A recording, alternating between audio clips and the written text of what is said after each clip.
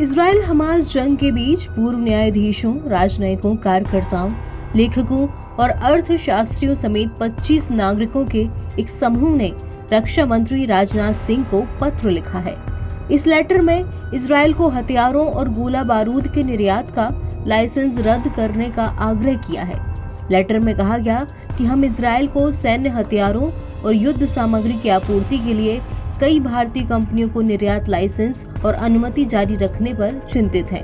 अंतर्राष्ट्रीय न्यायालय यानी कि इंटरनेशनल कोर्ट ऑफ जस्टिस ने स्पष्ट तौर से फैसला सुनाया है कि इजराइल अपने दायित्वों का उल्लंघन कर रहा है।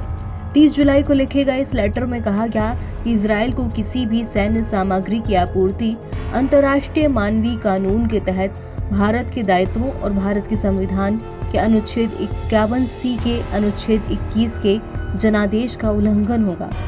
इसलिए हम आपसे आग्रह करते हैं कि संबंधित निर्यात लाइसेंस रद्द करें और इजराइल को सैन्य उपकरणों की आपूर्ति करने वाली कंपनियों को किसी भी नए लाइसेंस को देना बंद करें।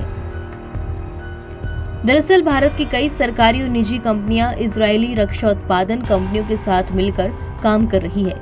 ये भारतीय कंपनियां इजराइल की कंपनियों के लिए उनके उत्पादों के हिस्से को बनाती हैं। पत्र में 3 भारतीय कंपनियां munitions India limited, premier explosive limited और Adani Elbit advance system India limited का उल्लेख किया गया है।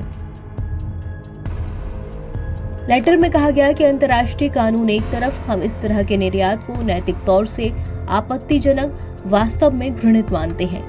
उन्होंने रक्षा मंत्री से आग्रह किया कि इसके अलावा भारत को ये सुनिश्चित करने के लिए तुरंत हर संभव प्रयास करना चाहिए कि इजराइल को पहले ही दिए जा चुके हथियारों का इस्तेमाल नरसंहार या अंतर्राष्ट्रीय मानवीय कानून के उल्लंघन में न किया जाए।